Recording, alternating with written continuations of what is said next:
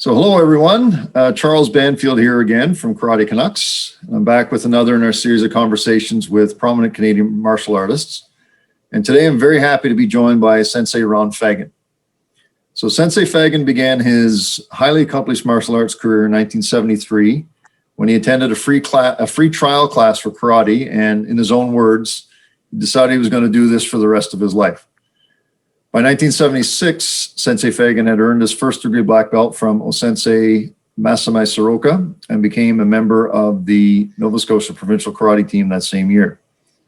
In 1978, he won the black belt kumite division of the Maritime Karate Championship, which is the title he would hold for 6 consecutive years, and became the first Atlantic Canadian karateka to compete at the Pan Am Games, placing 4th in kumite.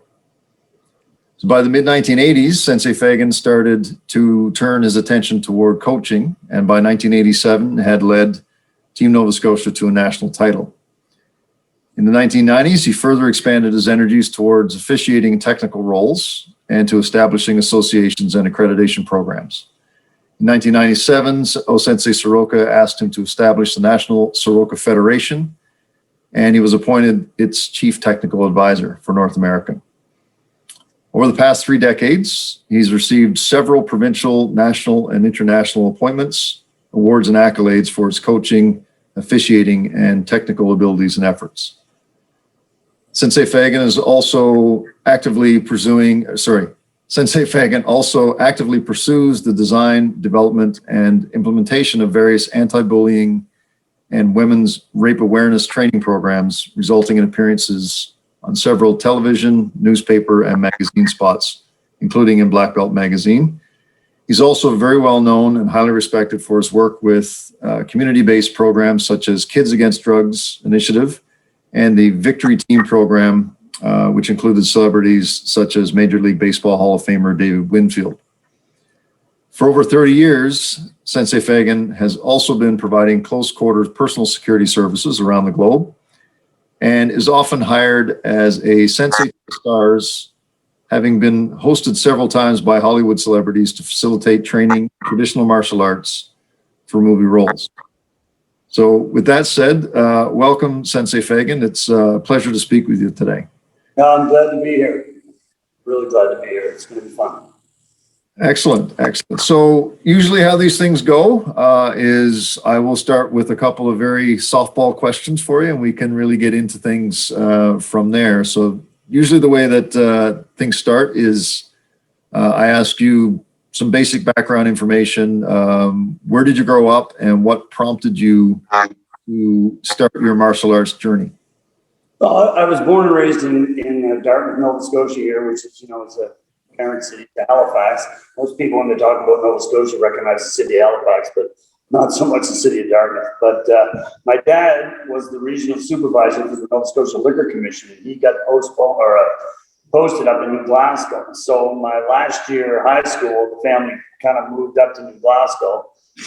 It was a bit of a change for all of us. And, we were looking for any excuse we could to get back home. And I just wanted to get through grade 12, get through it. As soon as I was finished, I was going to head back home. And that's kind of basically what did happen. But then things didn't work out that well. I remember going back to visit my mom and dad in Stellarton, and my mom was saying back in '73, one of those places where they do that thing with the pajamas, and no one knew what it was. She said, but they're starting one of those. Maybe that's something you could go look at, see if that would be interesting. Not that she knew anything about that, or any of us knew anything about it, but I think she was looking for something just to sort of engage me, to keep me in Pictou County. And I went down the second night because I missed the first one. I'd been traveling back. I remember distinctly there was 174 people in the first class, 174 white belts in the first class. Whatever we were doing, I remember we were being on 3 separate floors at the time, but when it was done, I booked the 3 miles home, borrowed $20 from my mom, because $20 got me 3 months of training in one of them suits. I didn't know if I was going to last in the training, but geez, I wanted one of them suits. So, so that was it, then booked all the way back and paid my my dues, and that was the start of the show, you know. And 3 months later, there was 15 people left. Yeah, from 174, there was 15. It was fairly brutal. Yeah. But you know what? To me, I didn't know any better, so I thought that's what you did. You know, I thought that you practiced your blocks on metal poles. I thought that that's what you were supposed to do. And you know, it just turned out to be just a great thing for me to do. But there's a really quick story that I'll try to tell you about how sort of. I remember running back home and I said to my mom when I got the $20, you know, I'm going to do this for the rest of my life. And she still tells the story about me coming home to say that, you know. So the support I got from my family from day one. My father was an athlete. My siblings are all athletes. My father's in the Nova Scotia Sports Hall of Fame for baseball. My sister is in the Sports Hall of Fame for canoeing. You know, my name's been thrown up for the last couple of years. So, you know, we've been a sporting family. So it was pretty cool. But there was one time I was out in the backyard and I was practicing kata, and my mom got a phone call from one of the neighbors that said, you know, Ron's out in the backyard. Oh, yes, I know. He's got his pajamas on and he seems to be really upset with someone. No one knew what I was doing. And my mom, God love her, her answer was, he'll come in when he's tired. You know, so no idea what I was doing, but that's as far as she's concerned, you know, he'll come in when he's tired. So, you know, and that dojo was run by a bit of a nefarious dude. I won't call names out because I don't know if he's still alive. But needless to say, when you show up at class and there's only 15 guys left and you have a bullwhip around your shoulders, have a Doberman pincer on a leash, and you're inebriated, going to be a different class that night, you know. So we finally had enough of this guy coming in, and I had got my first testing 3 months in from a gentleman out of Halifax who was in the armed forces at the time. So I actually contacted him, told him that, you know, what was going on up there. We all still kind of wanted to train, but not underneath that type of oppressive behavior. He said, well, if you guys work it out, you know, get in touch with me. So talk about having stones. I'm an orange belt. One of the other guys is an orange belt. Everybody else were yellow belts. We marched over to the guy's house and just, you know, we're here to let you know that we're taking over the dojo. And, you know, he still had the bullwhip on. I was terrified. We were terrified. We just assumed he was going to kill us because there were guns on the property. He had a Doberman pincer to eat what was left.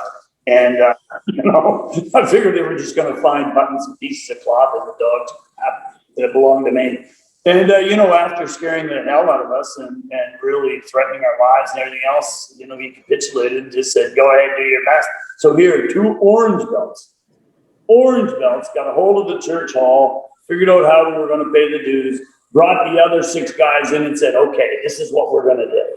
And we did it on our own, everything that we did. And I would go to tournaments and get as much literature as I could, read, trained, went to watch as many people as I could.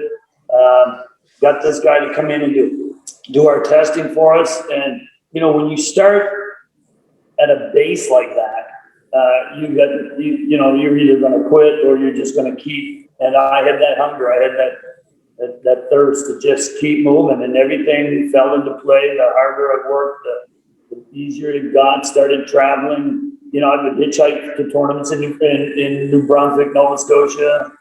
Knew nothing about what I was supposed to be doing. Got as much experience as I could. Wrote down, took notes, copied, stole. You know, everything that I could get, and just eventually got to the point where I got recognized, and I got recognized actually as a brown belt. I had made the Nova Scotia team, had traveled to British Columbia. I couldn't fight the individuals because it was the Canadian Black Belt Championships. But I was allowed to fight on the team. And Nova Scotia, we only had 4 black belts and myself, you know, and did really well in the team division. Actually, you know, I was the only one that actually won all of my fights. And going back to the hotel and sitting there not knowing anything about what we were doing, like just in an absolute fog. A fellow by the name of Jerry, no, it wasn't Jerry Finn. Remember Joe Gillis from Newfoundland? You remember that name? I'm aware of him, yes. Yeah. He was a Tsuruoka student, correct?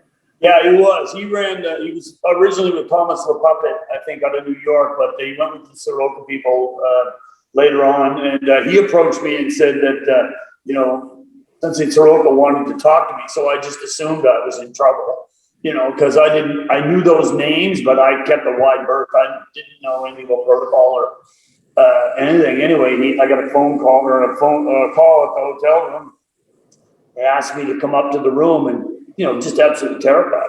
You're 21 years old or 22 and you're at it was horrible. I didn't know what was going on. I just knew I was going to be assassinated because I might have done a few things that maybe weren't kosher at the time. But anyway, he asked who my instructor was. I told him I didn't have one, that I just, and that's all he wanted to know, who my instructor was and where I learned to fight. And, then they kicked me out. And when I went back to my hotel room, I didn't know what it was about. I got a phone call after I got back to Nova Scotia. And, Joe Gillis said, Tsuruoka Sensei would like you to come under his tutelage. Would you be interested? So, okay, that sounds cool. What do I got to do? So that was the start of that. But still, being in Nova Scotia, we didn't have the high ranks that they had in Ontario, British Columbia, or Quebec. So we didn't have the contact that those guys did. So everything that we did, I can only speak for myself, was trial and error. It was just trial and error. Whenever we got a chance to talk to somebody that knew more, we would flesh it out. And I remember saying one time to Tsuruoka Sensei, I wondered if I could have been that much better had I been underneath his tutelage or underneath him from day one. And he looked at me in his way when he used to get pissed at you. If anybody knew him, he'd pull his glasses down, kind of peek over the top. He said, you wouldn't. He said, you wouldn't even be training now. He said, up here, the students are like baby birds. They go peep, peep, peep, peep, peep, peep. And they open up their mouth. He said, and I drop the knowledge in and they don't have to work for it. He said, but you birds down there, you have to scrape and work it out and do everything that you need to do to get there. And he said, that's what forged you into what you are. So he said, if you were under my tutelage, you probably still wouldn't have been here, So okay, let's keep moving. Let's go. So okay, worked out all right.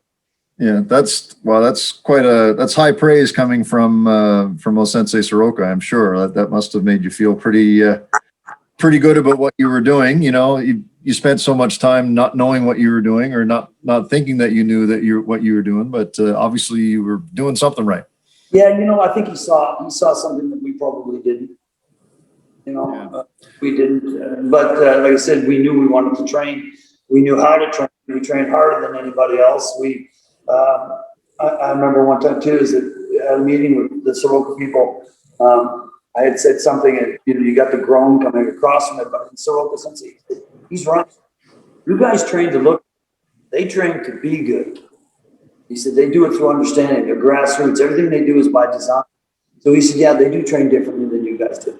They look differently, they train differently. And that could be the people themselves, or it could be the geographical location, because they're East Coasters and they know how to buckle down when the going gets tough. I don't know. To me, it wasn't anything special. It's just what you did.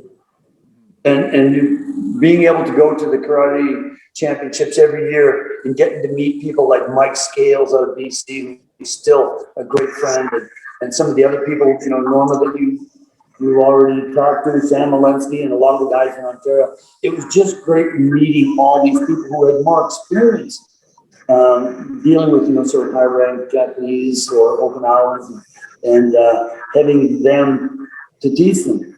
We did. Yeah. We would get a technique, and when I started working in the bars, that's where you honed it. You would literally, this was on Friday night, not the normal fare for most karate of my ilk, my age. Not right, not wrong, just what we did.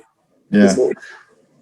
So So you started training in 73 and you earned your black belt or your Shodan, your first degree in 76. That's 3 years and 10 months. I'm curious as to who was that was bestowing you the gradings or bestowing you. Oh, you were doing it yourself. I remember doing it. As a matter of fact, Sensei Higashi was the first guy that saw me during the Shodan test.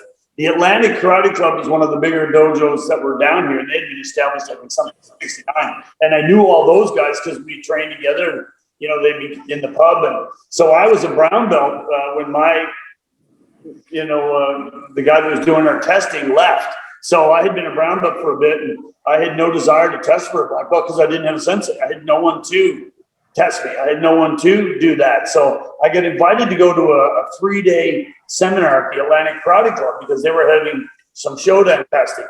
And one of the guys that was coming from New Brunswick ended up being quite a close friend of mine, Don Casey.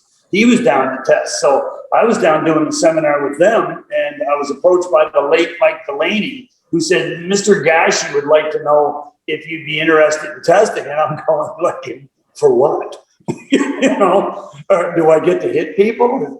Can I do that? I was good with that. And he said, no. And he said, he'd be interested in testing you. And then afterwards, we'll see about, political affiliations and all that stuff. And so I politely declined because I wasn't a political guy and I wasn't particularly interested in being given something. So, he came back and he said, the only thing that you can be tested on is what you know. So I was doing a lot of the Shotokan kata at the time, the Heian katas, and I think probably the Masai and maybe one other as a brown belt. And so he tested me on what I knew. And there was 3 of us that had tested that day. And my friend Donnie was French and didn't know the Japanese vernacular at all. So we switched positions. So when they'd say Don Casey, I'd go out. When he said Ron Fagan, he'd go out because he was such a good mimic.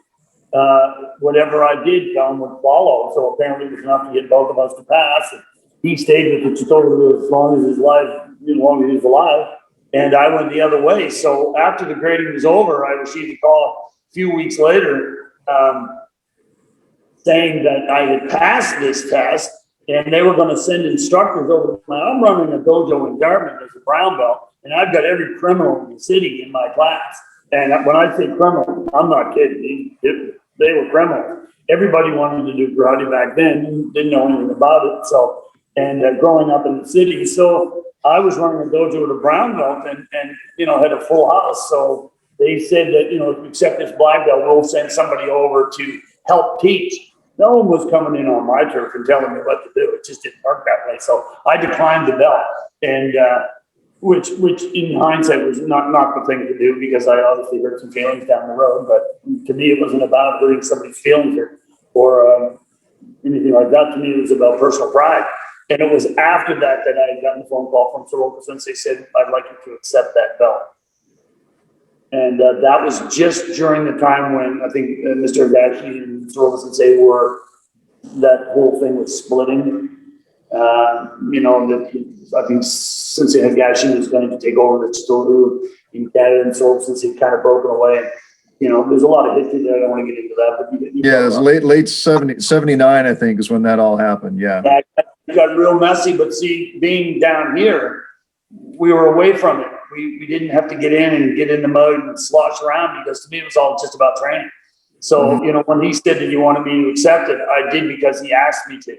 Otherwise, I'd have just kept going. So, and even then, I'd be invited to Toronto. If I had money, I went. If I didn't, I didn't go. But I made my way up as much as I could. And we didn't even know the protocol for inviting an instructor in. We just didn't. We just wanted to train. We wanted to, So it was kind of a roundabout way to getting there. Your ability, your technical ability wouldn't be technical ability now. If I looked at it now, I go, oh my God. So anyway, that was the show, Brian. That's how we kind of came up that way. So I didn't have that high rank above me the whole time. I just didn't. And like I said, I started working in bars when I was 20. My uncle had an Irish or a Scottish bar, and that's when you learn to hone your craft. I hate to say it, but that's what you did. You were, and most people thought that I was a doorman, but I wasn't a doorman. They had monsters for doormen. Anytime in Halifax, being that you've been to Halifax, there's 7 universities in town, and it's a Navy town. There's room for conflict. But I also realized that if I was slinging beer, I was making 3 times the money the doormen were making, and I only had to fight, or if I wanted to, or jump in to help the guys out. So, which was most times, so it was a great way to hone your craft. And I wouldn't recommend it to anybody today. And if anyone asked me, I would tell them, but it was just the time. It was a different time. It was a different place. So, but over the years, when you're teaching, people knew that you had a skill set, and it was either honed in the dojo, on the dojo mat, on the competition ring, or Monday, Wednesday, Friday, and Saturday night in the Bonnie Piper. And then I started to freelance in the bars, and then when people were having trouble in different bars, they would borrow me for a number of times. So everything from a family restaurant straight to one of my dojos was underneath the Hells Angels bar, and I was in that dojo for 8 years underneath. So needless to say, that it was interesting, to say the least. But anyway, I'm sorry I cut you off. But keep going.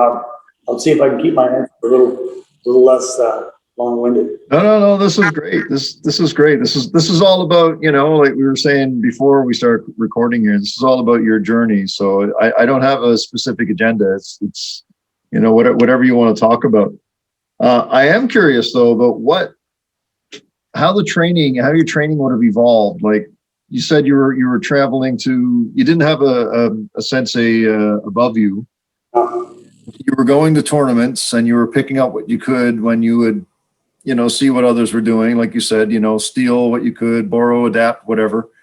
I'm really curious as to what your training was like when you first started and how it's evolved over time, assuming that it has evolved at all. Oh, it's what people ask me, after 48 years, how can you keep going? And to me, it's simple. It's organic. For me, the karate is organic. It's growing. It's completely. I'm the wrong guy to talk to about, karate is not broke, so why would you fix it?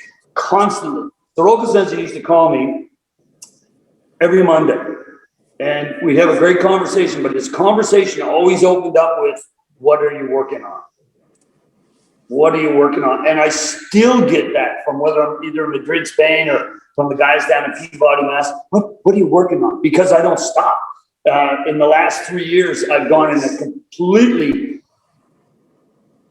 different direction, same direction, I guess, but definitely a different view. And I've had more fun in the last 3 years with this new concept that I've got. So one of the things that's, to me, it's always been evolving. Like when you first started, it was basic Shotokan stuff up and down the floor, rising block, reverse punch, blah, blah, blah. It was all that kind of thing.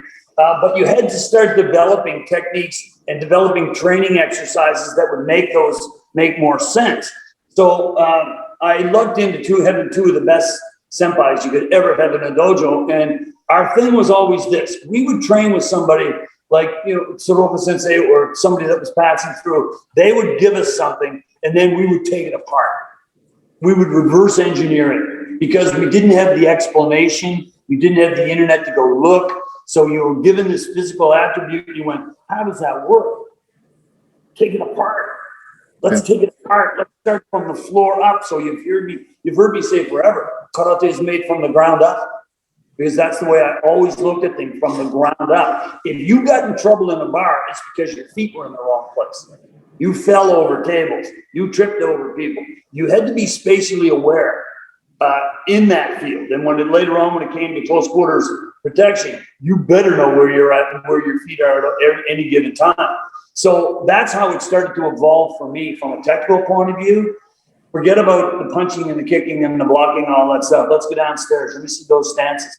Let me see how that has to go. And Everything was about developing for the student. How can we get this across better? You teach me a technique, I never think about, and to this day, I never think about, oh, how could I do that? I think about how can I take that apart and how can I teach that so that they'll understand it better than I do. And once you develop a mandate for teaching, so I've had a mandate for teaching that I've used for my entire life, and I'll do it till I die. One, and it's to me, it's in stone. Was one, I want all my students to be better than I was at that belt level. Now I probably suck, so it's probably easy to do that one. The next thing is I train everybody like they're a future teacher, not as a student. If you teach people like they're a student, then you'll tell them how to do stuff, but not why. And there's a difference between an instructor and a teacher. An instructor goes 1, 2, 3, 4. Oh, you're doing wonderful. 5, 6. Teacher goes 1, 2. Hold it. And then they start. So we never had a karate club. We had a school. We didn't have instructors and teachers. We lived by that career. So, and the third thing was I never let anything go. Like I don't see something and go, I'll get it on the next rotation. Or I stop right there. That's got to be fixed right now. This is the way it is. So spending my entire life doing what I do and following those mandates was easy. Really easy. Get them better than you are. Train them like they're going to be future teachers. Never let anything go. And it's worked out well. So that if you apply that to everything that you've learned, whether you're training with whoever you're training with, and then taking it into account, there's something valuable in everything. There's something valuable. There's something valuable in the way they bow. There's something valuable in the way he turns. You know, and being sponges, we just lapped it up. We wrote everything down. We beat it up. We regurgitated it, you know, and if it didn't quite fit, we'd swallow it and throw it up again, you know, and that's what drove us because we didn't have someone above us saying, bend your knee, your toes out of place. You know, we just didn't. And so, you know, when you look at, we were probably pretty raw. But you know what, when someone would train with you, they'd see that raw talent and that enthusiasm, then they knew they had something to build on. So a few years back, I was doing an article in California and the guy asked me what I bring to the plate. He said, there's got to be millions of guys, lots of guys like me all over the world, and a lot better than I am. And I said, but what I bring to the plate is enthusiasm. And I said, the word enthusiasm comes from the Greek word entheos, which means in godlike. And I don't mean in the deity with the big G on the sweatshirt. I just mean the spirituality of it. And if I can instill enthusiasm into somebody, I don't care what style you're training. I don't care what you're doing. If I can give you that enthusiasm to want to seek more, to kind of keep doing it. I've never been a follower. Followers are dangerous, man. They become zealots, and zealots are dangerous, i.e. Trumps. And so, you know, I've always been a seeker. What do you got? That's really cool. I love that. Or how does that work? You know, and because of that, I've always been invited to, and I've always had an open relationship with a lot of different people because I'm not there to, as I say, to preach my dogma, to preach. I'm there to find out what you got. I'll tell you a funny story. You'll love this about Tsuruoka Sensei. We went to a seminar one time in British Columbia, and they had all the head guys from the different styles there, and they were demonstrating specific things from their kata. The idea was that if the Wado or the Shito or the Shotokan would demonstrate sort of the essence of what they're doing, the rest of the people could get an idea. So when you were judging kata, you would have a little better feel. And I said to Tsuruoka Sensei, are you demonstrating today? The glasses came down, and he said, we came here to steal shit, not give it away. Okay, I get it. You know, that was the way it was. You know, that's the way it was. That's the way it was with me. His wife used to say, Kay used to say, every time he came back from Nova Scotia, she said, I don't know what you do down there, but he comes home and he's like a child again. He's like a child. And I think that says a lot. That says a lot of what we do down here, what we continue to do. So, you know, I guess I hope that answers your question in a long, drawn-out way. But no, it's, you know, it's good. It's good. Yeah. One step at a time. We begged, borrowed, and we stole. It was good. You know, I can sit here and tell you the things that we stole from the Weichi, the things that we borrowed from the Chitorus, stuff that we took from Wadu, the MMA guys. If it works, use it. And I'm at that point in my career, because there's no political organization, because there's no style organization, you're free to create. And I think that's probably my handle, is the ability to create. So when a lot of these different styles bring me in, they don't bring me in to talk about the style. I bring in things to help them, like a ton of exercises that they haven't seen before. They're better. A couple of years ago, I trained with some guys from the Netherlands and Japan, and when I explained to them that I teach all kicks from laying down, they went, "How can you teach a kick laying down?" And I explained it to them, and then we went through it, and I said, "Pick a kick." And once they understood the concept, they went, "Oh my God, that's so cool." Yeah, so that's what I bring, our exercises. I bring to these guys, okay, I'm not here to change anything. I'm here to give you some different ideas on how to make what you're doing a little bit better. And they appreciate it, and certainly I appreciate the ability to come in and share. Yeah. So you're not affiliated with any specific style at this point, right? I know you were for a time, with the Tsuruoka organization, which is Chitoryu based, but is obviously heavily influenced by Shotokan as well. And you also mentioned the Wechiru, sorry. Yeah, so your involvement there, and I know on some work with MMA. The thing about the Weichi is, back in the early 70s, there was a guy here by the name of Sensei Jim Maloney. You may or may not have heard of him. He was a local full-blooded Mi'kmaq indigenous, traveled to Boston, got hooked up with George Matson, who brought Weichi to the United States or to North America, came back to Canada, back to Nova Scotia, had a dynasty here. I mean, an absolute dynasty. So if you didn't train with him, you must not be doing karate, because that's just the way it was back in the 70s and the 80s. And, so I didn't have anything to do with him because I was so busy doing my own thing. That didn't happen until almost 20 years ago. I was coming back from a tournament, and I stopped in Bermuda. And George Matson was having there was a massive Weichi tournament in Bermuda. And I was sitting in the stands watching it. Sensei Matson recognized me, asked me to come over and asked me, "What do you think of this tournament?" And I said, "It's horrible." And he's like, "Pardon?" I said, "It's horrible. It's the worst refereeing I've ever seen." And he was like, "What do you mean?" I said, "Well, look over there. There's a guy with both flags in one hand. I saw people get up in the middle of Catholic presentation, go to the bathroom, come back and still get the score. It's horrible. I'm not used to that. I was in the NKA, with the WKF, but that's not the way it was." So that's how the relationship started with Weichi. He asked if I could come to Boston and help them understand, because some of the Weichi people were interested in branching out. They wanted to see what the WKF would try to get more international exposure to some of their fighters, because they were very insular. So, having Sensei Matson, it was a real honor for me to be able to travel down to Boston and to introduce them to that set of rules.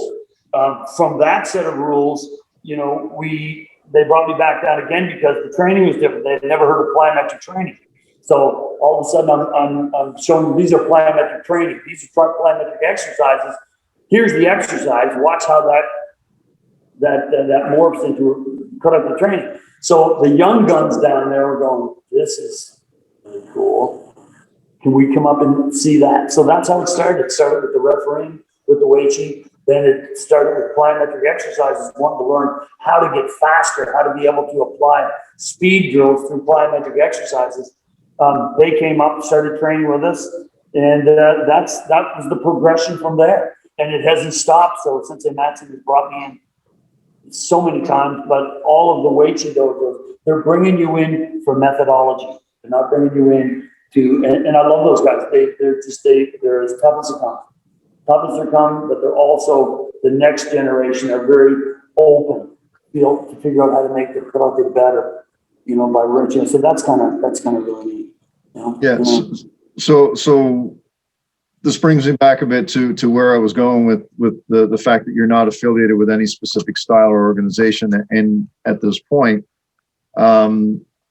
where I was going with this was to get your opinion on whether or not, you think styles are relevant. Like, is there a relevance? What purpose does a style serve? I think for me now, looking at it from the outside, remember, this is just my opinion. This is just I think there's a lot of people that are out there that a lot of people come for structure. I mean, a lot of people join martial art organizations because they want that structure. And, for their kids or for everybody else or for their life in general. When they see that structure, and that's what they're there for. Most times when people come, they don't stay for the same reasons. They may come for structure, but they're there 20 years later for something else. But I find with styles, I'm not opposed to it. I'm just too much of a free thinker. I can't look this way. And once you say you're a style, you put the blinkers on. You put them on. That's why even from this day, we still don't wear crests, but I've never worn crests. I don't want to be judged on who I am or what I do in martial arts because of the crest that I have on my gi. So it's always been white, plain. That's all. You want to see what I do? Come on the floor. That's been it to me. So I love the idea, and I think styles are very, very important. I think they give you that home feeling. They give you that home base. They give you that solidarity. And you know what? I really do. But it's cultural for me. I think it's very, very cultural. As an example, you hear the term coming Kaizen a lot. And the term Kaizen coming from Japan. This whole idea of continued commitment, continued improvement, everything's going, in a nutshell. They do it with their businesses, they do it with the auto industry and everything else, but they don't in their martial art. So every other facet in their life, they're improving, they're fixing, they're building, they're going here. Karate, leave it alone. Leave it alone. It's very traditional, yeah. It is traditional, so that means it's cultural. If it's cultural, no one wants to mess with it. So a lot of times is that people who are training when they're in a particular style, and I love the fact that they are and they're committed to that style. Hey, all the power to you. I just want to be able to go from Tito, that's kind of neat. Let's do that kind of, but let's apply this. So, I think style is important. I really do. It's just not for me. It's just not for me. But I've trained with every major style. I've trained with all these senior guys, and when in Rome, you do what they do. And you learn from it. You take what you need and throw out what you don't need. So, but it's a cultural thing. It's definitely a cultural thing. And, the martial arts today, I say martial art, but I've got into this conversation where people talk about martial arts competition. I said, well, it's not really a martial arts competition. What are you saying? You're blasphemous. That's what you think about it, man. You got rules. You got protective equipment. You have an adjudicator who tells you what you can do and what you can't do. You pretty much know the person across from you. You have rules, safety equipment, time frame, and someone to tell you what you're doing. It's more like a civil art than it is a martial art when it comes to combat. And it's very simple. Hi, how are you? I'm Ron. I'll be punching you in the face today. That's great. Try not to kick me in the groin. Thanks. And you bow, which is nice. You're paying respect to each other, shaking hands when it's over. Not really martial. More civil than anything else. I know you're going to hear a ton of people come out and want to hang you for saying that, but that's just my opinion. Well, I think Funakoshi shared the same idea about that. I know, well, I shouldn't say I know, but I've read that he was very much against karate as a competitive, like a sport, because of what it was intended for, right? Yeah, but that was my lifestyle. I started playing tournaments.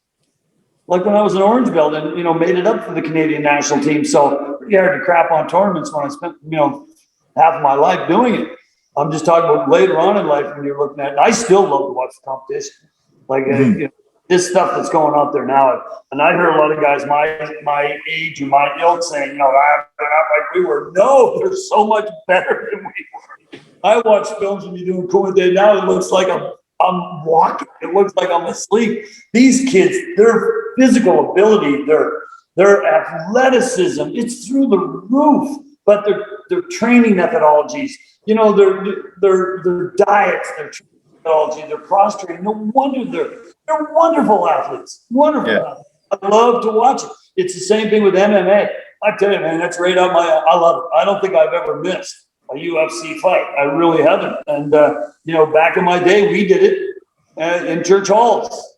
I can remember all meeting in there and just saying, okay, who's next? Let's go. Just to have, no one was getting paid back then.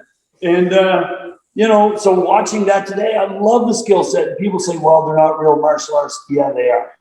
You know, these guys are killers from hell. And rightly so. And rightly so. I love watching traditional karate, and you know, it's heading towards Olympics. I can watch that, turn off and watch the UFC and be just as happy because I'm not getting hit. You know, they're getting hit. They're getting hit, yeah. Yeah, I'm really open when it comes to that kind of stuff. I really am. I enjoy it all. I really enjoy it all. Yeah.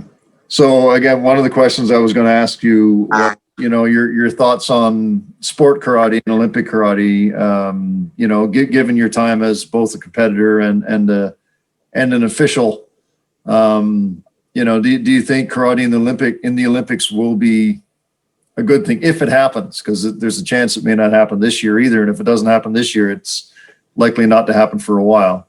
I'll tell you what I think the pros and cons are. I think the cons are that people don't train as a lifestyle anymore. I think they train for competition. And when you're training for just competition, there's a certain aspect of the martial arts, you know, the spirituality of it or it is gone because it's all about just scoring a point. But years ago, to dig into the history, there was a judoka by the name of Anton Chisnik from Belgium, who was one of the first Caucasians to just decimate the judo crowd. And they couldn't figure out why he was so good. How could he defeat the people who invented this stuff? From what I've read is that they actually, you know, they followed the guy around and threw his garbage and everything else. And he said, why don't you just ask me? And when they finally asked him, he said, you practice judo as a sport, you practice judo to score a point, where I practice judo as a lifestyle. That's why I'm better, because I understand it, because it's my lifestyle. And so I take that, I like what he said 40 years ago. And so I think when I'm watching these guys now getting ready for these competitions, I love the amount of work that they put in, their technical ability, the speed, the time and distancing. But there's definitely a part of the martial arts that's missing from that. But the good part of it is it's going to bring people into the dojo. People are going to see that the same way they saw the Karate Kid and went, I want to try that.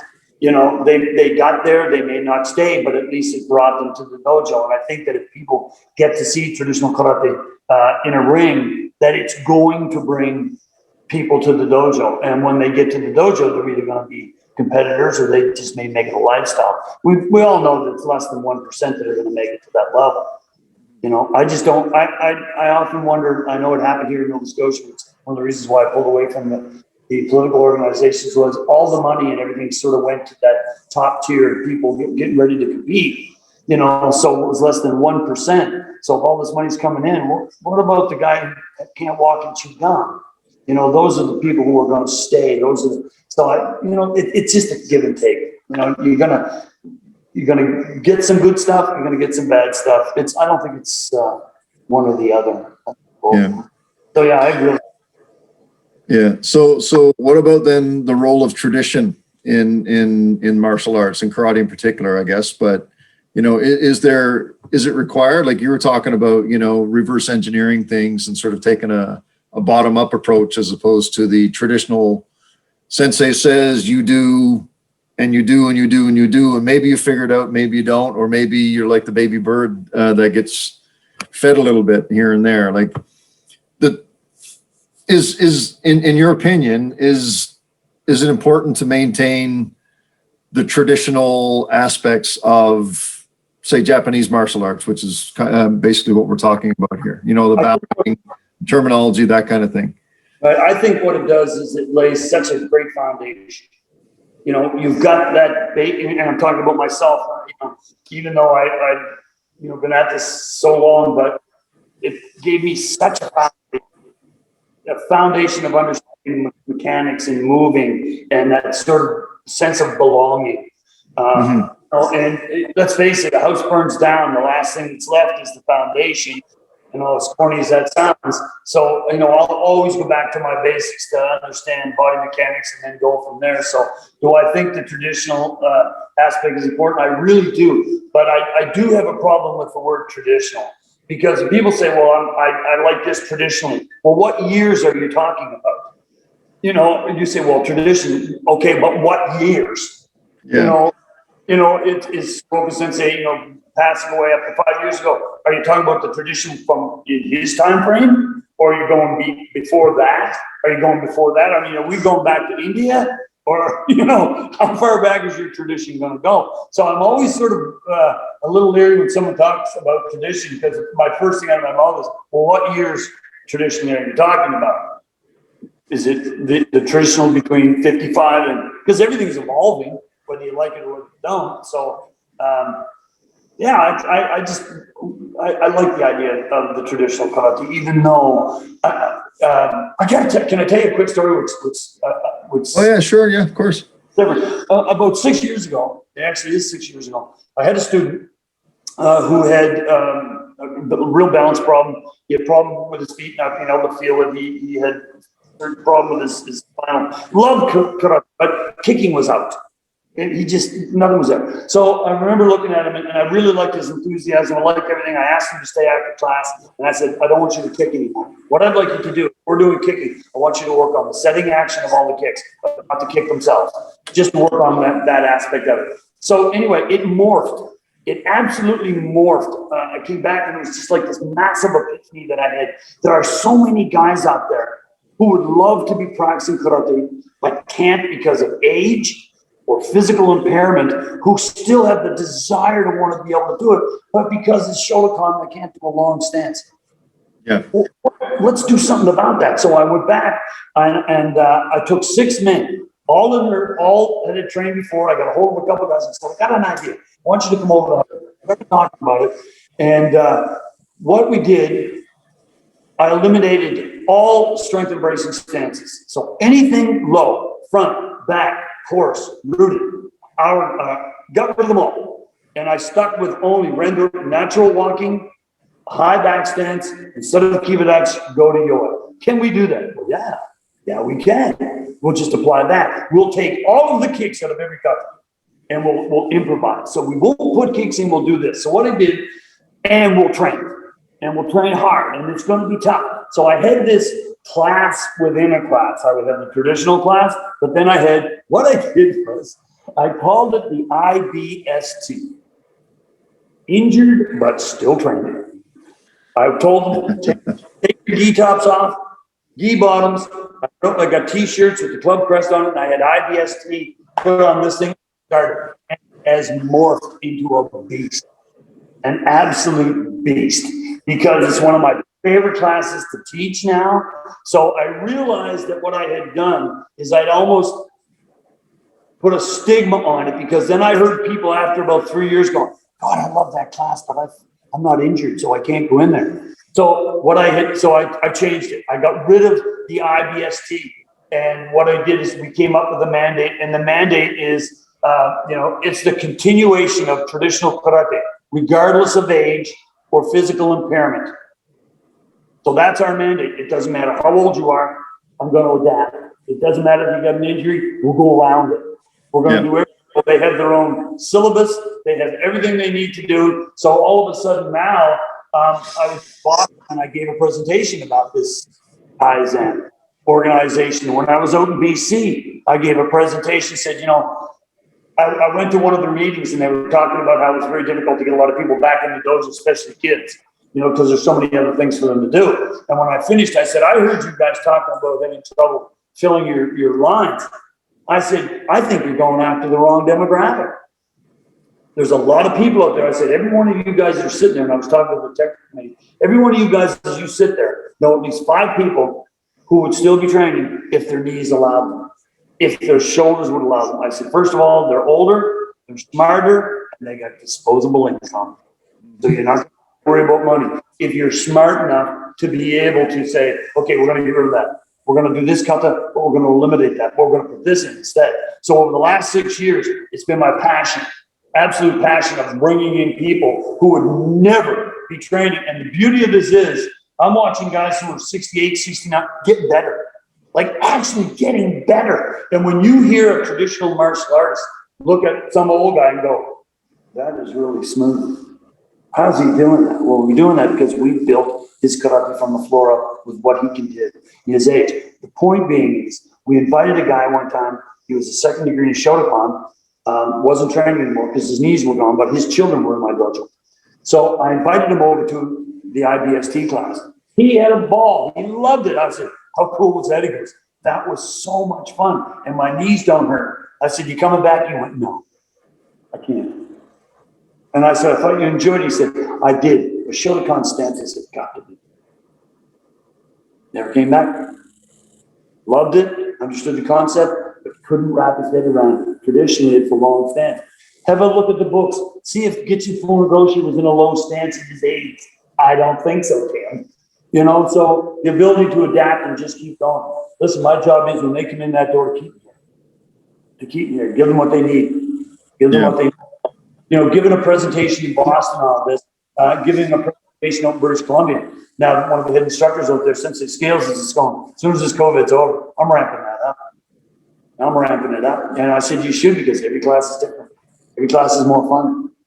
If you don't have to pay a mortgage, everything's fun.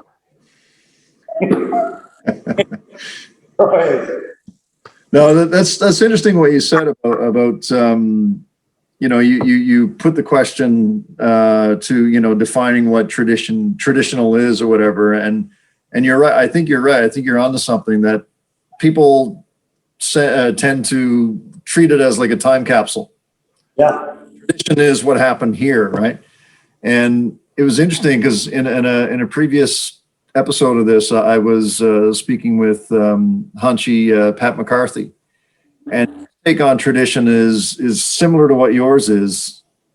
And Hanshi, if you're watching, forgive me if I get this wrong, but the way that I took what he said was that the evolution is actually the tradition. The tradition is never something that stays as it was back when it was developed back in the 1700s or earlier. It's the constant learning, the constant revising, the constant evolution of it. That's the actual tradition, not the, you must do it at this timestamp forever. I think that's dead on. You know, one of the things that I bring up when they're talking about, well, you know, it's not really traditional. I said, listen, if your wife, daughter, girlfriend has a heart attack, would you like them to operate on her the same way they do in the 50s or the 60s? Or would you like to have the best physician who's up on the latest techniques doing that opera? Well, of course I do. So it's okay for your love, but not for you. So I said, not right or wrong. It's just the direction that we've taken. And like I said, for me, as you can probably tell, I'm just as enthusiastic after 48 years as I was 48 hours. I can't wait. I still do 4 to 6 hours every day. That I don't have to get a real job. So, you know, it's just a life. And someone said to me, if you had to put it in a nutshell, what has it done? It gave me a voice. Up to the time I was 14, 16 years old, I was beyond shy. I had that, and being shy, paralyzing. It's paralyzing. You didn't go to parties, you were afraid to make a mistake, you didn't probably do that well in school. But karate gave me a voice. It gave me a voice. It allowed me to be able to speak. You know, thinking when I'm 16 or 15, 16, 17, not being able to talk to two people, you know, and less than 10 years later, walking out on a stage and having 500 military personnel there, and you're going, how's everybody doing? You know, and being able to chat and just talk and let's go. Gave me a voice. The kicking, the punching, the block, all that secondary for me personally. Gave me a voice. Mm-hmm. Once it's given me that voice, I'm going to use it. I'm going to use it the best I can and do whatever I can. I got so much stuff going on in my head to do that it's tiring. So a question I like to ask most people, if I get the opportunity, is, you know, what's kept you involved in this over the years? And I think you already answered it. You know, you don't want to get a real job, is what you said, but you know, where does this enthusiasm come from? It comes from teaching. It comes from the people. It's not the idea, it's the person. It's the people who walk in the door. They're all different sizes and colors and shapes, and they look at life different. They've all had different experiences, and they're here. They're here, and we're sharing something, you know. And I've trained with guys that have got more money than God. And I've trained with people who have, you know, given them free lessons because they can't afford it. We're all on the floor. We're all on the floor together. We're all sharing. So that's the enthusiasm for me. It's just, they keep me going. And the more questions they ask, the better it is. It's just so much fun. And it's fun, but it's definitely, I said something one time again, believe it or not, me saying something got the people pissed off. We were in Calgary at a meeting, and they were talking about loyalty. And one of the things, when they asked me about, you know, Tsuruoka Sensei, I said, I'm not loyal to Tsuruoka Sensei. And he was in the room. You hear this collective. And I said, well, I'm not. I said, I'm not loyal to Tsuruoka Sensei, in all due respect. I said, I'm loyal to everybody underneath me, all my students. I said, so when I go in and I teach class, Tsuruoka Sensei might be here. I may be underneath Tsuruoka Sensei, but look at the people that are under me. So why would my loyalty go up in a space that big? It needs to go down. Everything filters down. Nothing filters up. So for me, my loyalty is to the white belts, to the color belts, to everybody who's there. Give them the best. And I never wanted to be the best fighter. I never wanted to be the toughest person. I didn't at all. I just wanted the best teacher I could be. And the only way to be a good teacher is to teach and throw yourselves in uncomfortable positions. Teach in equity. You know what I mean? Go to Scotland. Jesus says, whole ton different over there. Put your hands up, you monkey bastard. You know, so it was that's my, and so when there was a hush in the crowd, and I said, and that's just the way it is. And I said, the more loyal I am to my students and the better training I can give them, aren't I automatically doing service to the person that's above me by continuing the flow, by continuing to do the best job that we can? So no, I'm not loyal going up. I'm loyal going down. And you know what? I hope my students feel the same way. I hope they do feel the same way. And if that's your thing to go up, that's okay too. But you're probably going to be labeled a zealot as opposed to a seeker. So you know, that's your Brian said too. That's where my loyalty lies. That's where my enthusiasm comes from. Just getting up, put my jammies on, go to work. I'll come in when I'm tired. But I couldn't do any of this without my family. I couldn't do it. You know, I got married late in life, and my wife, you know, I met her at Tsuruoka Sensei's dojo from the Richmond Mill area, or I think you call it Etobicoke, if it's fancier.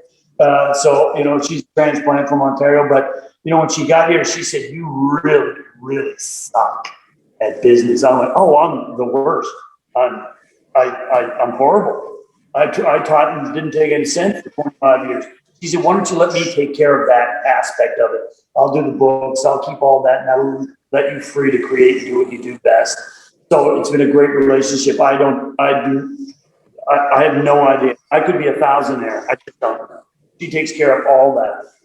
You know, she was the one that took care of buying our very first dojo, whereas I was terrified. You know, and so just the support I've got from my mom, my dad, right out of the gate for as long as they were alive. My mom's still alive. And from my wife, from my friends, from my family, I've been blessed, and I mean blessed, by having some of the finest people surrounding me. They say to see a great distance, you have to stand on the shoulders of a giant. I've had the opportunity to stand on some wicked giants, to be able to. I have a senpai that's been with me now for probably 44 years, one of the best men I know. And we've never had so much as a crossword in 44 years because of the respect we have for each other and the way we do everything. So there's a process. I will call him up at his work and go, I got an idea. And he'll go, I know. I'll be in that because he knows I'm doing this. I got an idea. He'll come in. He's got one seat. It's neutral. His name is Steve Boudreau, and he just sits, lets me sound off, and then he'll go, this is what we'll do. And then we build it together, and we throw up this, and we put that together. Then we bring in the Kaizen guys, the old guys, and we use them, and we try it out on them, because if they can do it at their age, their body mechanics, then it'll filter down into the traditional guys. So our process has been really great, but you'll very seldom hear me say I. It's not an I project, it's a we project. Sounds corny, but it is so true down here. And I couldn't begin to name the amount of people who supported me and continued and right across the globe. It's just the coolest. I'm blessed, absolutely blessed. So this brings me to another thing. So you keep referencing, people that are in Spain and people that are in the US, Ecuador, and other places. And, in the introduction, I was talking about, or I alluded to a little bit about your training down in Hollywood. You're being hired by celebrities and so on. How, I'm less concerned with the name dropping. I'm more interested in, how does someone from Dartmouth via Skelton make his way down to Hollywood and become, the sensei to the stars? Like, what is that process like? Well, that process started with a phone call. When I picked up the phone one night, and I'm looking for Ron Fagan. I said, you found him? Hi, my name is such and such. I'm calling you from Hollywood, California. And I went, of course you are. And I'm just trying to figure which pinhead do I know is trying to pull an over on me. And he said, this is Ron Fagan, the karate guy, right? That's And I said, how can I do for you? And he said, well, we've got a bit of a project down here in California, and we're having trouble with it. And your name came up. I said, so there's not enough guys in Hollywood to do that job. Please, you're calling me, on this little province hanging off the end of Canada. So I knew it was a joke, right? I assumed it was a joke. He said, well, and apparently I heard later on that some producers had been in a gym. We're working out in the gym with a private trainer. And we're talking about this particular individual that they were trying to figure out whether he was going to be, whether they could turn him into an action star or not, or just because he was pretty, but they were having a lot of trouble with him, and he was giving them a lot of grief. And they had apparently brought in different people, and he just ran over them, like not physically, but went through it. So they said, we got to figure out what we're going to do. And the trainer knew me from something else and said, I know somebody that could probably handle him. Really? Yeah. What's his name? Where does he live? Call him. Money wasn't an option. So I said, so they said, would you be interested? I said, yeah, I'm really interested, because I still thought it would go. I said, I'm really interested. I said, but you know what? When I get my first class ticket comes to my door, I'll know you're serious. Oh my God, 4 days later, I'm there again. So I'm packing a small bag and I'm heading to Hollywood. Get off a plane. Limo standing there with my name. He's looking around. I think he was looking for someone. I don't think my initial appearance is what they were looking for. I think they're always looking for somebody bigger. But you know what? I'm 5'9", I'm 210. I'm always the same. Anyway, I got to open this limo, and he said, the producers are kind of busy today. And is there anything you'd like to do? And of course, being a hick, yeah, take me up to that big Hollywood sign. Let's have a look at that company. So that was her name on it or something, yeah. Show me that. Listen, I was down there for quite a while. I saw so many people. I was the ugliest person I saw. Everywhere. And everybody was in the business. They were all actors. Well, what do you do for a living? I'm an actor. Well, what do you do for money? I'm a waiter. But they're all in the business. So I had a chance to go and do what they brought me in to do. And I got all of a sudden, one afternoon, listen, you want to come over to Las Vegas? We're going to do it. I said, stop asking me if I want to do stuff. Just come get me. What am I going to say? No, I think I'll watch soaps this afternoon instead of going over to Las Vegas. So that's the next thing you know, I was in Las Vegas, and I'm standing there, and how you doing? Good. I'm Dwight Yoakam. It was surreal. It was just absolutely surreal. So I was there for about a month. I got offered a lot of work to stay. I think they liked my particular sense of humor. But, like I said, my friends, my family, everyone that I loved is in Nova Scotia. And they said, well, you know how much money you can make? I said, money's not a priority with me. It's all about experience and having some fun. So I'm going to come home here with a bucket full, but to live here, I couldn't do it. So, you know what? All of a sudden, that was it. You know, that was it. And then after I came back, the word had gotten out that I had been down there and I'd been training with these people, and you know, the doors started opening up, and I was still doing a lot of security work at the time, and that just got crazy. And then that sort of, you know, the security, being close quarter security, I was great because I was learning on the job. I mean, I knew about physical altercations, but I didn't know a lot about body mechanics in that particular job. So I was a quick study. I had a great teacher. He was a former British SAS sergeant who was no nonsense, to say the least. You know, and I learned on the job. So here I'm practicing karate here, and I'm teaching, and then a job will come up. Okay, boys, I'll be back in 2 weeks. You know, Senpai will take over, and that's how that started. And then that just got out of control. You know, I was going. I could work as little or as much as I wanted, but you know, I'd take maybe 2 to 3 gigs a year, and that was enough that I could train. That's all I wanted to do. That wasn't my what I wanted to do. I could go out. I could do a 4-day job, make enough money to take the next 6 months off and just train. So it's an ends to a means. That's all. That's all it was. And, you know, all of a sudden you're in different parts of the world and you have maybe some free time.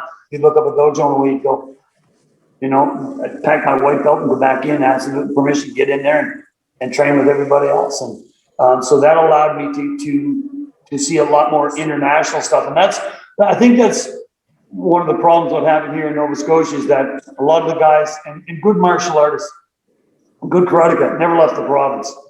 So, you know, big fish in little ponds, whereas for me, I got a chance to, my focus was more international. And I wanted to learn, I didn't want to be up here. I wanted to be down here so I could watch and learn whatever I needed to do. And I remember one time Bing Crosby saying that, you ever notice whenever there was a movie, Bing Crosby never put his name up first. It would be Bob Hope and Bing Crosby, or Dorothy Lamour and Bing Crosby. He said that way if the movie sucked, no one remembered me.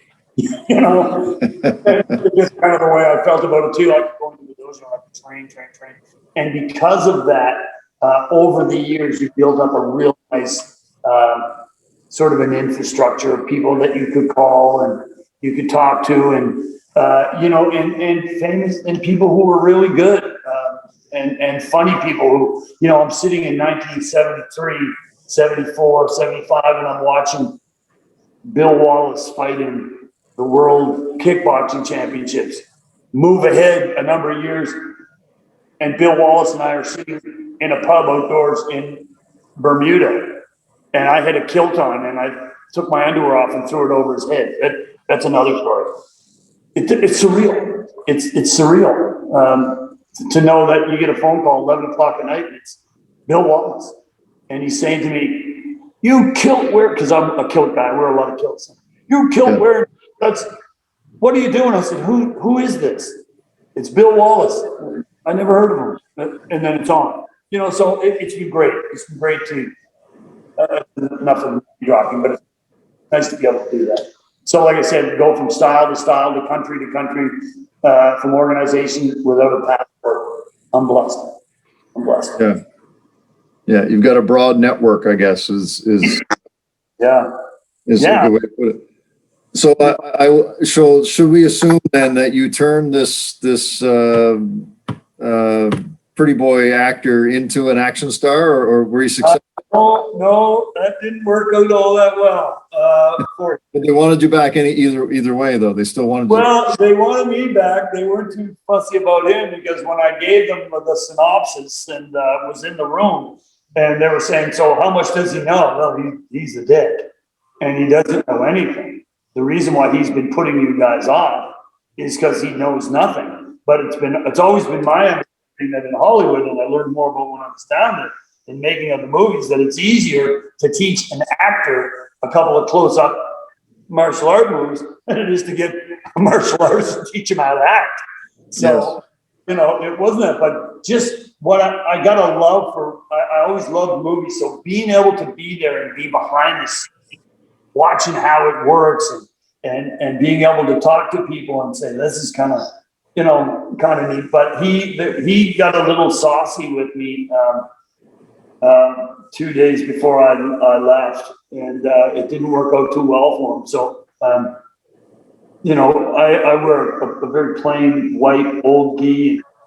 He had lots of stuff, quite a retinue behind him. And while we were talking, he hit me with a pretty good shot. We weren't doing anything other than talking to my guy.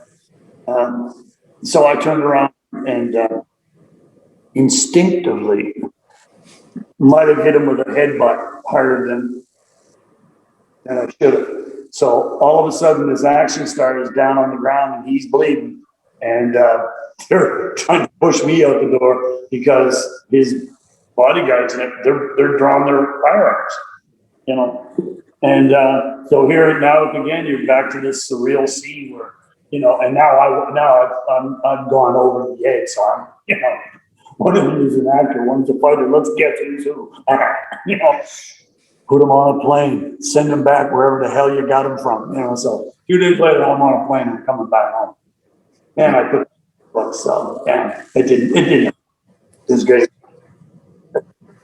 But then there were people who were in the know to phone and say, listen, would it be possible to get you to help us with this? Yeah, as long as it's behind the lens and not in front of it, yeah. Yeah, I got a face for radio. There's no question about it. No.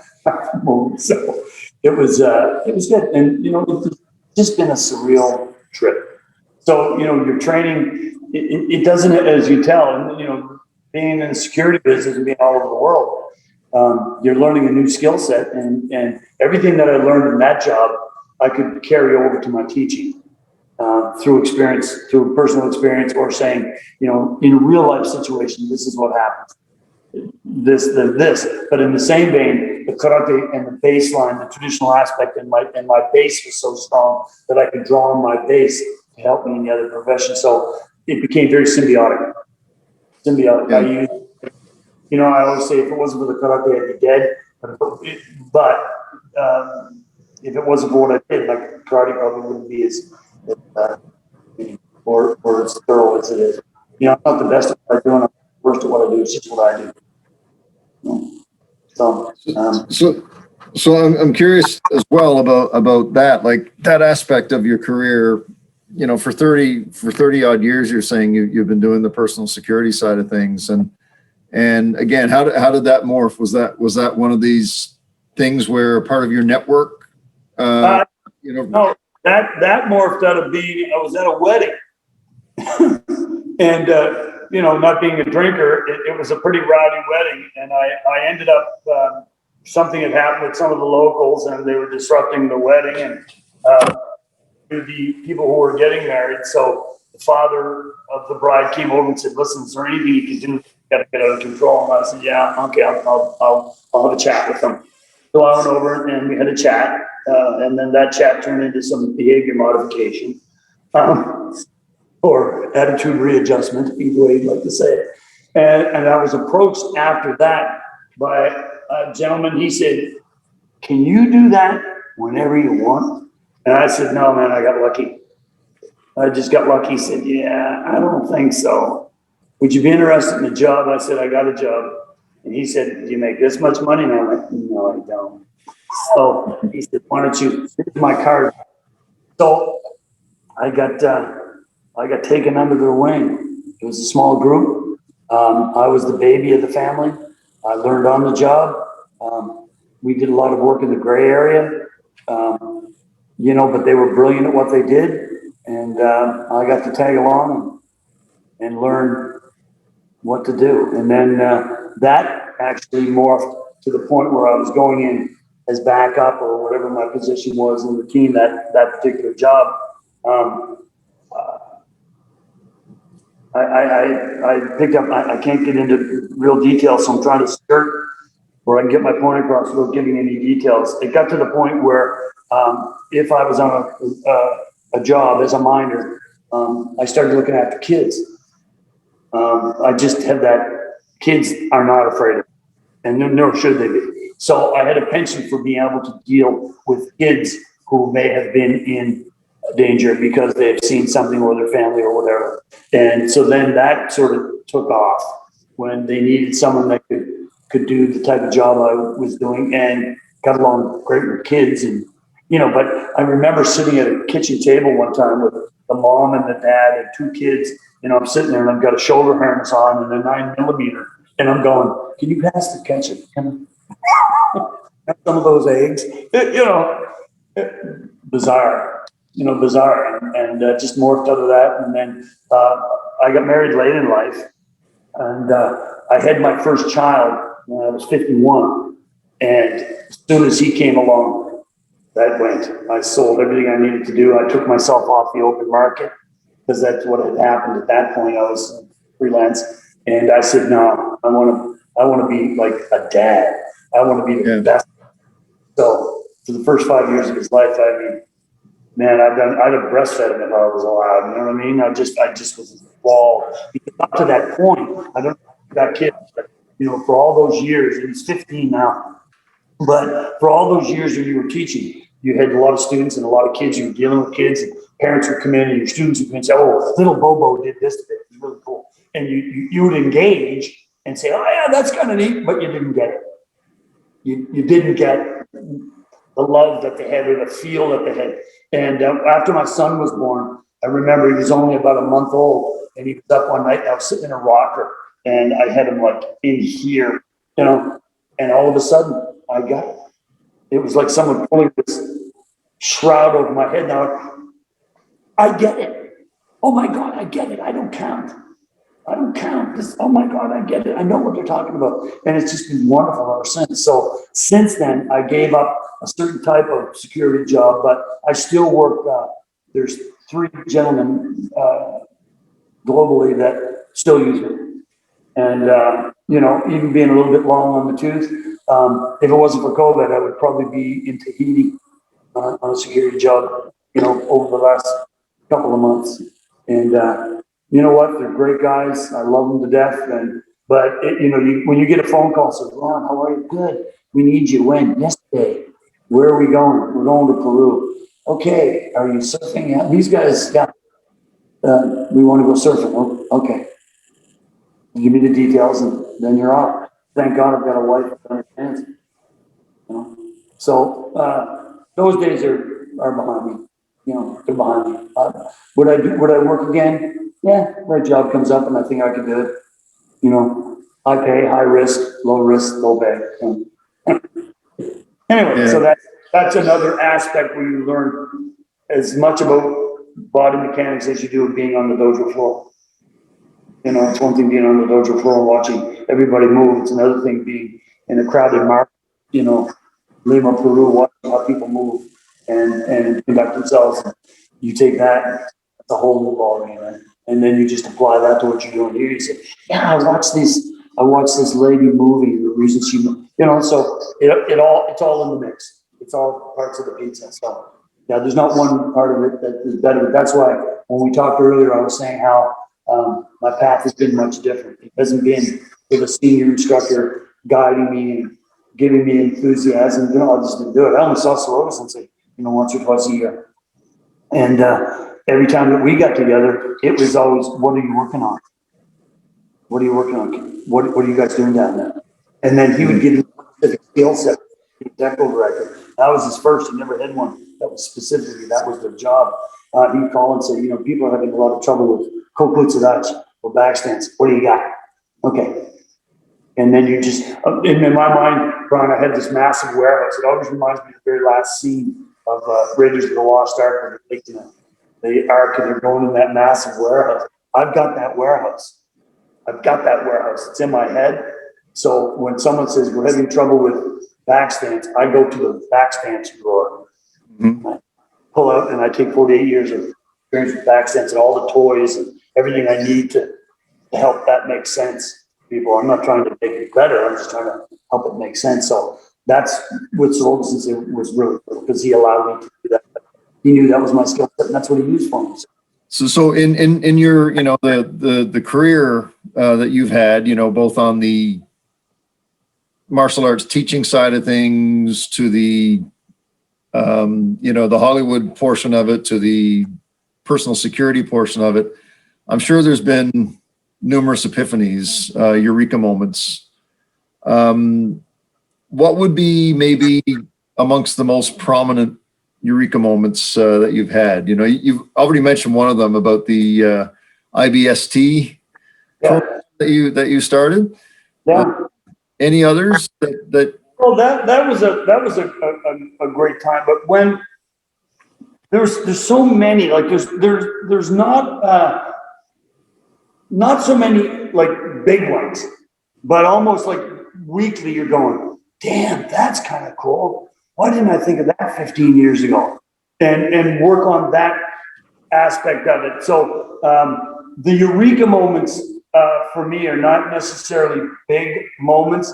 Like I remember sitting in the audience at the Canadian National Karate Championships, and when they called my name up to be on the national team, I didn't get up. I just thought it was a joke. So you got to come up here. No, I'm not. You're not going to make fun of me. I'm not going. That wasn't a eureka moment for me. You know what I mean? That was just Saturday. Yeah. Whereas I remember from a technical point of view, basically, this was big for me, and it was one very small thing that led to something that was massive. I was teaching a private class, and I had 2 orange belts, and we were practicing. We're actually doing Hien Shodan, traditional Hien Shodan. So one of the things that I had come up with probably close to 30 years ago was something that I call PK kata, or practical kata. It's not to take the place of traditional kata, but it's to give you a different look at that. It was to show that there are holes in traditional kata. This will fill those holes, I think. So, and that came out of something. I was with Tsuruoka Sensei, and I was watching. I don't want to elongate because it's a long story, but we were back to the hotel room. He said, "What did you think of that?" I said, "Well, it's kind of right through."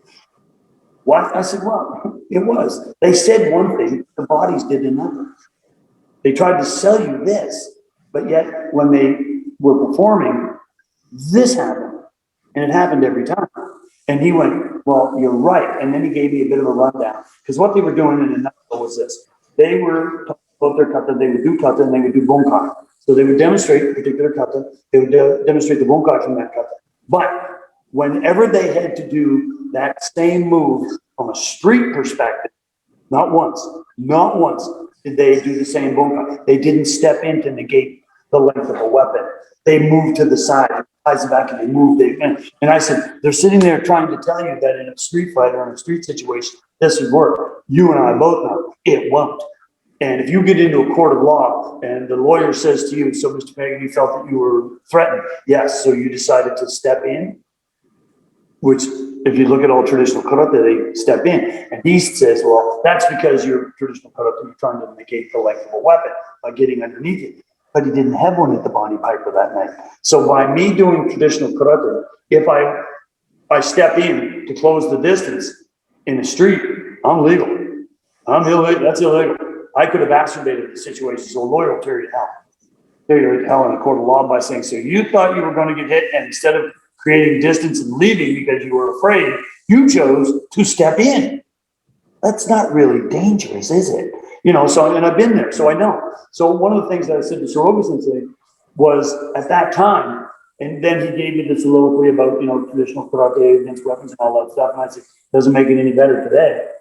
I get the understanding. And he said, "Do something about it." So I did. So I came back to Nova Scotia. I started with the Tekio kata, the most basic, simple kata you can learn. And what I did was I looked at them all, and everywhere where there was a defensive move, instead of stepping in, I stepped away.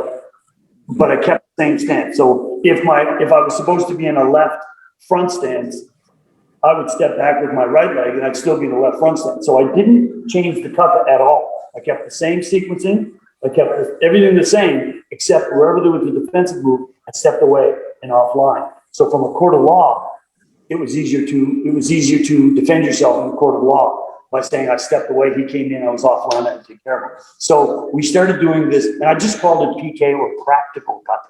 So while it worked out so well, I went to Toronto, I showed him, it blew him away. He sent me right across the country to teach all the Shotokan for all the Tsuruoka people. this concept of what you can do with your kata. So another epiphany, that epiphany was cool, but not as much as I'm teaching these 2 orange belts, and I said, do the kata traditionally, which they did. Now I said, okay, now do it PK or practical. Step behind, step away when there's defensive moves, blah, blah. And then when they finished, I said, tell you what, why don't you just do it and feel, do the kata, sometimes step away, sometimes step in. Do whatever you want to do. As long as the kata stays the same, you're in the same stance where you're supposed to be. Kiai's techniques are all the same. But if you feel like, step away. They went into 2 moves of that, and I went, you got to go home. Go away. Sorry, guys, we're done. I had this massive epiphany that I absolutely, to this day, and I still believe that I found the missing link between kumite and kata. So what I started to do in that particular technical aspect was to now take it one step further, to do the kata and get rid of the pattern. Same techniques, same timing, but there's no pattern. So if you have a pattern, you should be able to do the kata exactly the same in a straight line, in a circle, in a square, any geographical or any type of shape that you want, with chairs on or with bags. So I started doing this, what I would call free or jiu kata. So now we would do traditional kata, and then when we did that, after my students finished, now we go to practical, do the same kata, but now step away, and then we go to free, where there was no pattern on the floor. And that was an epiphany to me, and to this day, it's probably one of the biggest technical epiphanies that I've ever had. I've had the world Okinawan kata champion come here to the house to train with me, and watch him do his kata, and then say, okay, now what I want you to do is just pull the chairs out, pull bags out, and say, now do your kata. Exactly the same way, but without the pattern, and fall, trip over bags. It's good, because he had the pattern ingrained in his head. There was no spatial awareness. He had already superimposed that. So free kata allows you to do that. I know I don't want to get into this. I just get nuts about it. I love it. And the best in my organization, or in my teaching, the best guy is one of my guys who's an international pilot. So in the run of a month, 20 days, he's in a hotel room somewhere over the world. And he practices jiu kata in the hotel room because he practices all of his kata. But because he doesn't have the room, he can't do it in a normal pattern. To me, that was a major epiphany. And that led to other epiphanies about training, how to adapt traditional training so that it's still traditional, not taking away from the concept of it, but now applying it with this new methodology. And that's where my strength is. That's where my excitement comes. That's when to create, to be able to do that. So, and I've done that. There's been just about every major stop that's come here to Nova Scotia and stayed with me and said, can you kind of give us the idea how to do that? Yeah, let's try that. Let's build it. You build it. Yeah. So just to delve into this a little bit more, because I'm actually quite curious about this. So you're talking about you're removing the embusen from this, right? The choreography of the pattern of the footwork. So, but you're still doing the same pattern of techniques, right? The easiest way, Brian, is to go back to, okay, so what is traditional karate? Kata. Kata is a series of offensive and defensive moves against an imaginary opponent or opponents in a set pattern. Right. Okay, so PK kata, or the practical kata, is exactly the same. A series of offensive and defensive moves against an imaginary opponent or opponents, but using distance on the defensive moves. Jiu kata is a series of offensive and defensive moves against an imaginary opponent or opponents. Period. So you should be able to, if I was doing any kata that you would recognize, you'd recognize the kata, you wouldn't recognize the pattern on the floor. So what happened was, when I showed Tsuruoka Sensei the PK kata, he loved it. Sent me across the country, taught everybody. The whole organization did it. When he asked me what I was working on a couple years later, and I told him about you, he said, show me. So I was up in Toronto, and I said, pick any one of the Heian kata you like.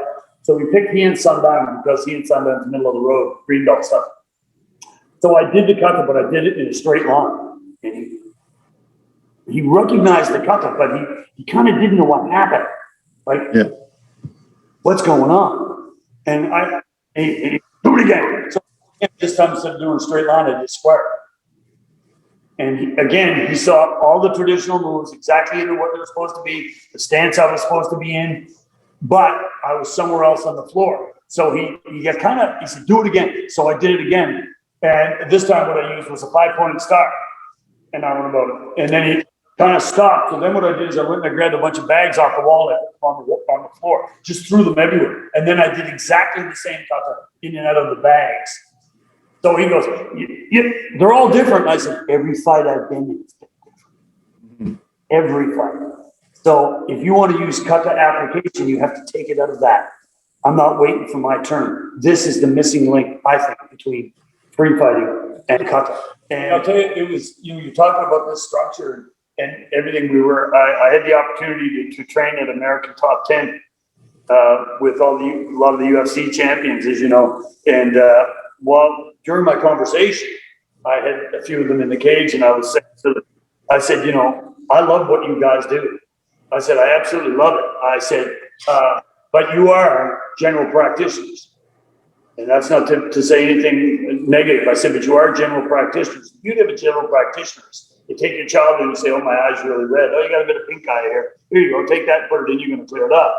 I've got a sore elbow. Oh, you got a little inflammation there. Let's do this. So a lot about a lot of things, but little things. And I said, but if your wife, your daughter, your girlfriend needs a heart transplant, you're going to take her to a pro. And you're going to get the best you can from that professional who does nothing but hearts. That's me. That's me. I'm not a general practitioner. You guys brought me down here to teach you or to introduce you to this skill set. And I said, would I get in the ring with you guys?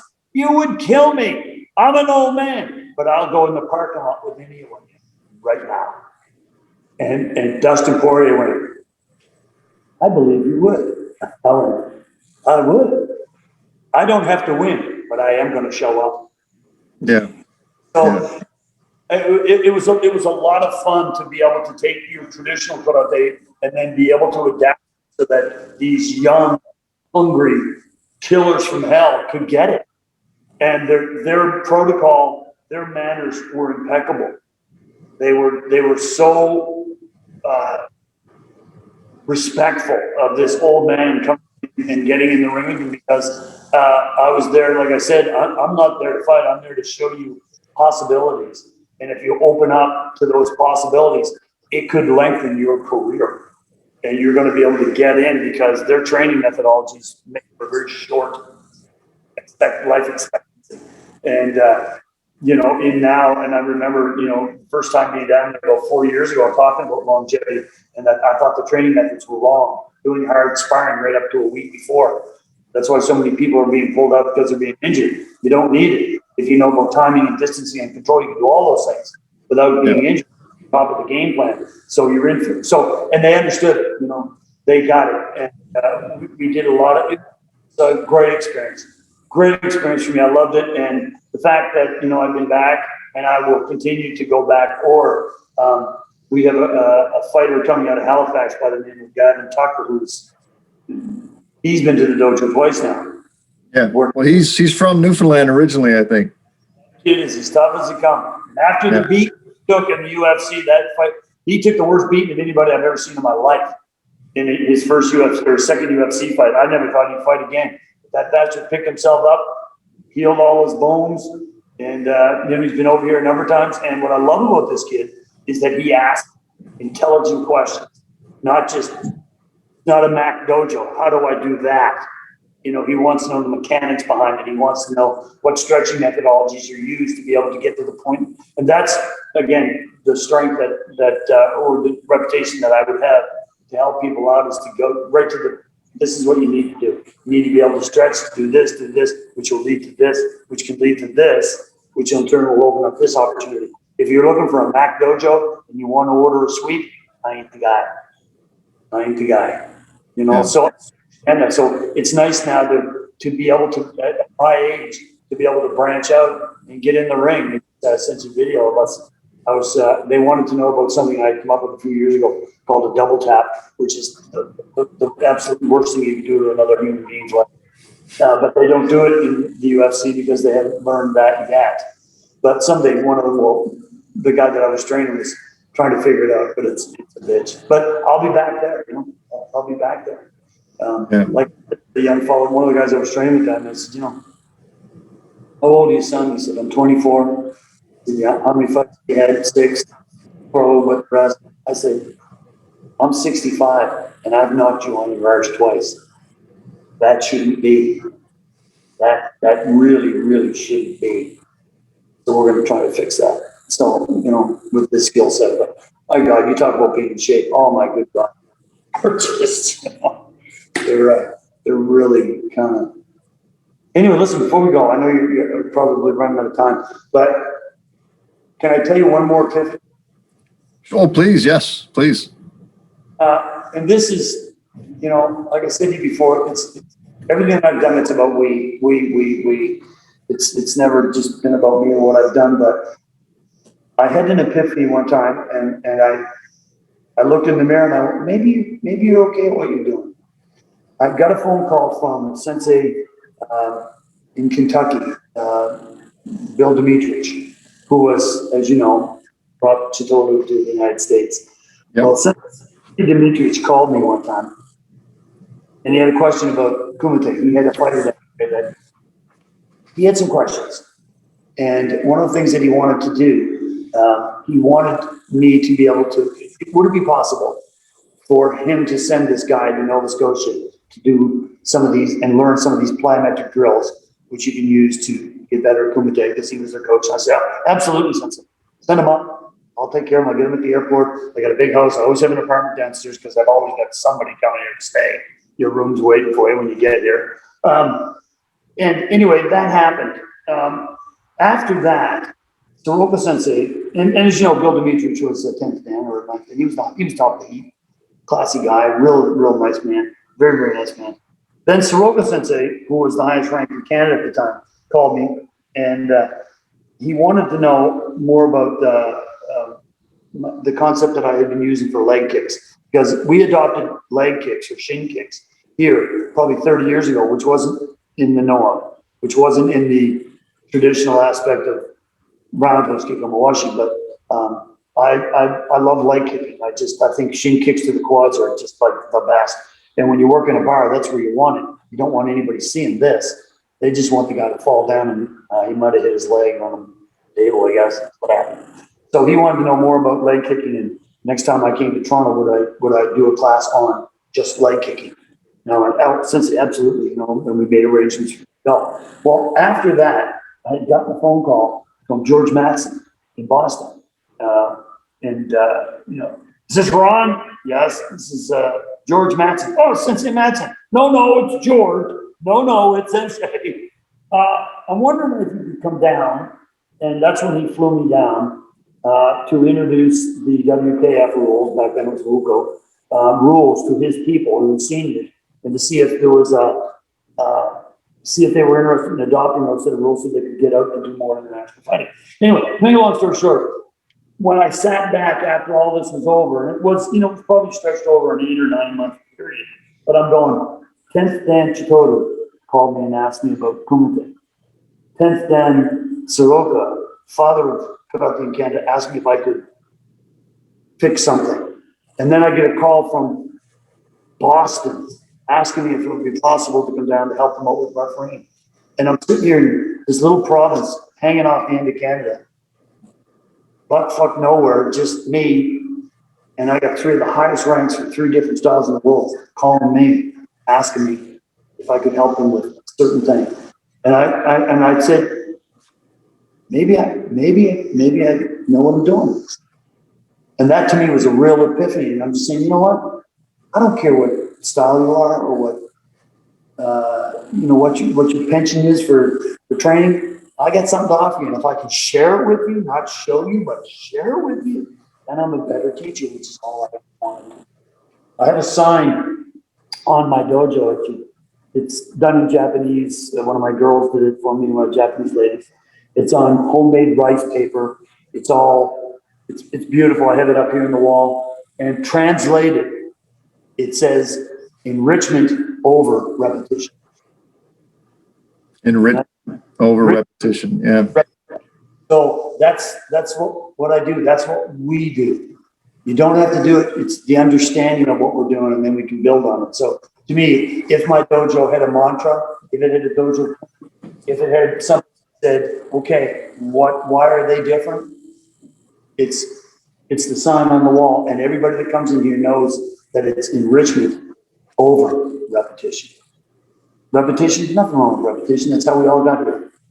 But if I can enrich what you're doing so that you can understand the mechanics of it, then you can build on it, and you're going to make it better than I ever did. You're going to make it better, faster, stronger, with more applications than I ever did. But if I can introduce you to that concept, then we've got that brotherhood. It's like trial by fire. You know, you go into combat with somebody, and it's nasty. You never lose that connection. It's always there. So if I can connect with students or people or senseis, not quite on the same level, and have that brotherhood, how sweet is that? Without my passport, being able to go anywhere I need to go. Yeah, no, that's great. I'm sure it's a great feeling too. Like when you came to that conclusion, you know, like. I mean, that $1.10 only got me a small coffee, and it's not a story that I tell very often because, you know, you don't want to say about that a little bit, but it really, I think it was a turning point for me. I think it, maybe not a turning point, but a way station to say I'm on the right. Just keep moving. I did. So if you could do, you know, looking back on your career, you know, almost 50 years of doing this now, this is a two-part question, so it's not really two questions.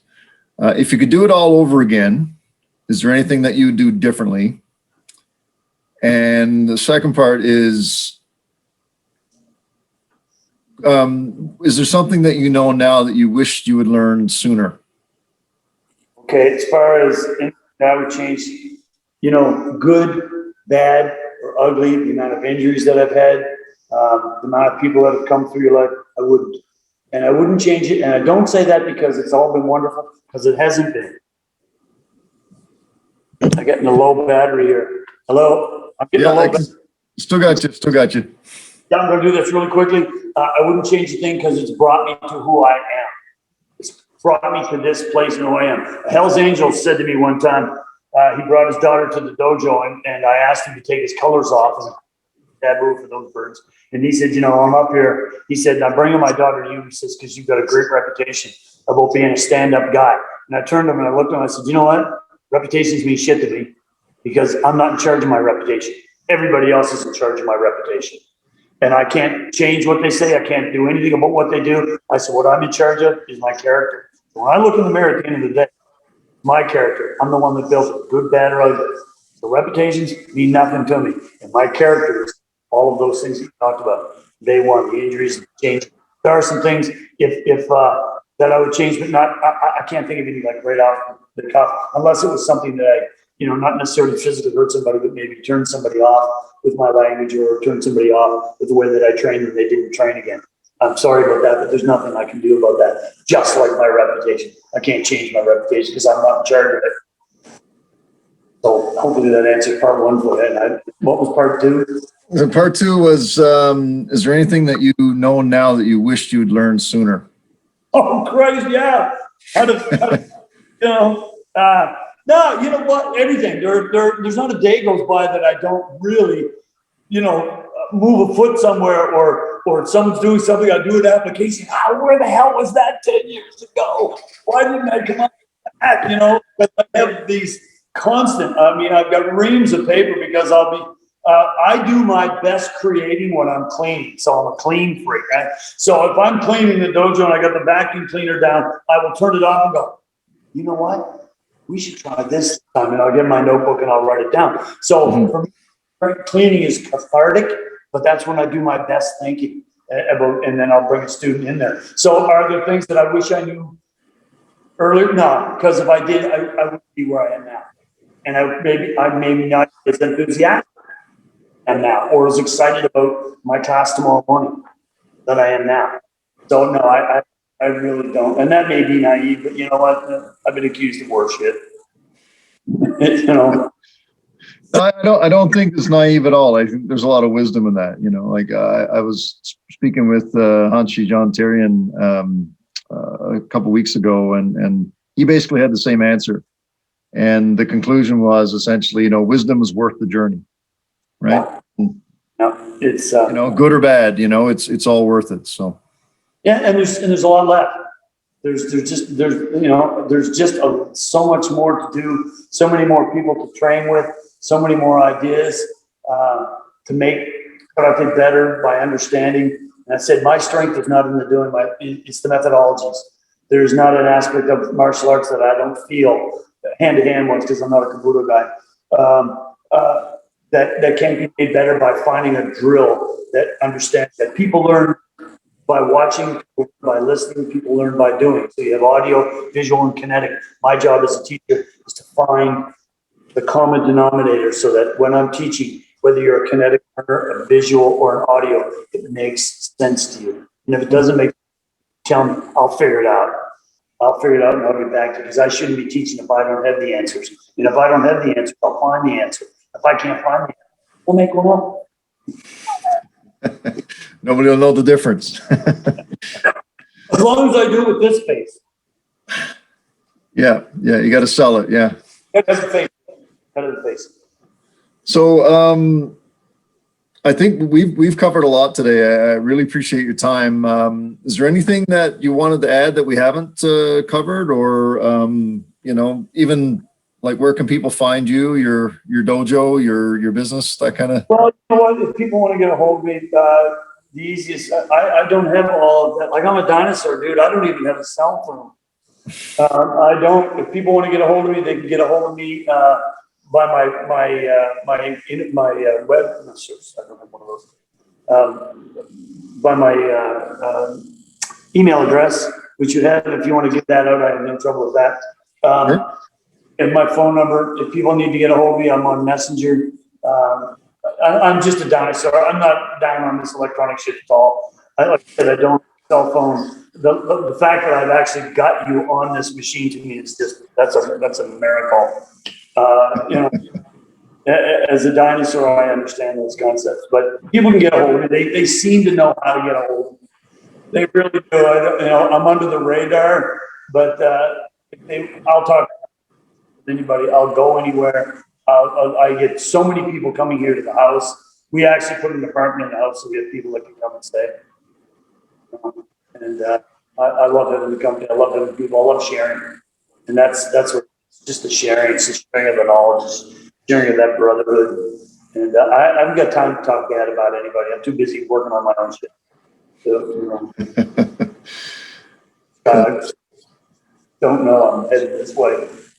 You know, train's heading out, not behind me. I can't think about what happened behind here, so keep moving.